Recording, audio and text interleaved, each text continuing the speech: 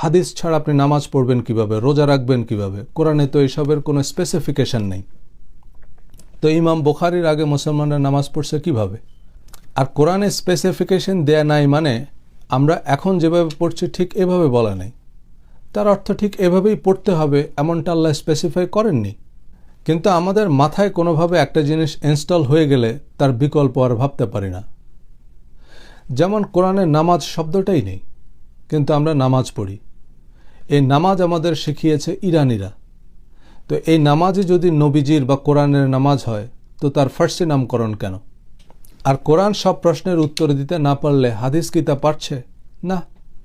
সেক্ষেত্রে তৃতীয় পন্থা কোরআন ও হাদিসের ভিত্তিতে কিয়াস বা অনুমান করতে হবে, এবং এক একজন আলেমের অনুমান এক এক রকম। তাই চতুর্থ সমাধান হচ্ছে ইজমায়ে উম্মত বা উম্মতের ঐক্যমত, কিন্তু এটা বাস্তবে হয়নি। কেউ ইমাম আবু হানিফার সাথে একমত, কেউ ইমাম শাফির সাথে একমত, কেউ আল্লামা শফির সাথে একমত, কেউ ওসামা বিন লাদেনের সাথে একমত। এভাবে মুসলমানরা দলে দলে বিভক্ত। আর হাদিসে কি শেষ? এর বাইরে ফাজাইলে তাবলিগ, ফাজাইলে জিকির, ফাজাইলে জিহাদ, বেহেশতি জিওর, নিয়মুল কোরআন, মকসুদুল মোমিনিন, হাজারো বই। এবং এসব বইয়ে মন গড়া আমল, দোয়া, তাবিজ আর কিচ্ছা কাহিনীতে ভরপুর।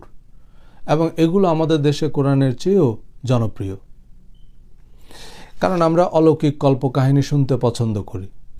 আর আমাদের প্রতিটা প্রশ্নের একটা উত্তর লাগবে, এবং সেই উত্তর থেকে আরও 3টা প্রশ্ন বানাতে হবে।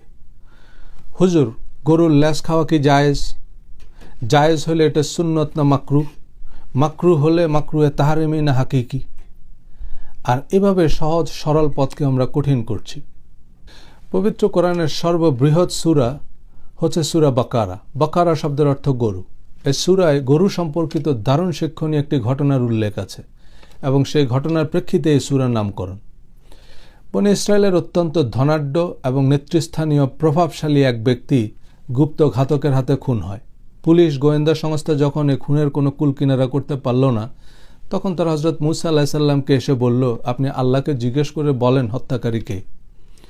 হযরত মূসা আলাইহিস সালাম আল্লাহর সাথে কথা বলে এসে জানালেন যে তোমরা একটা গরু জবাই করো এবং তার হাড্ডি দিয়ে মৃত লোকটাকে আঘাত করো, আর ওই লোক জীবিত হয়ে বলে দিবে তাকে কে হত্যা করছে, কেন করছে এবং কিভাবে করছে।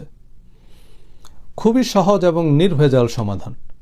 কিন্তু এত বড় একটা জটিল সমস্যার এত সহজ সমাধান ইসরায়েলিদের পছন্দ হলো না। তারা একের পর এক প্রশ্ন করা শুরু করলো। গরু কি গাই গরু না বলদ গরু? গরুর বয়স কত হতে হবে? রং কেমন? শিং কেমন? আর হযরত মূসা আলাইহিস সালাম আল্লাহর সাথে কথা বলে এসে একে একে উত্তর দিচ্ছেন। এক পর্যায়ে দেখা গেল এই স্পেসিফিকেশনের গরু খুঁজে পাওয়াই প্রায় অসম্ভব। কিন্তু তাদেরকে জাস্ট একটা গরু জবাই করতে বলা হয়েছিল। কিন্তু তারা জিনিসটাকে কঠিন করলো, কারণ ওই যে the most complicated skill is to be simple.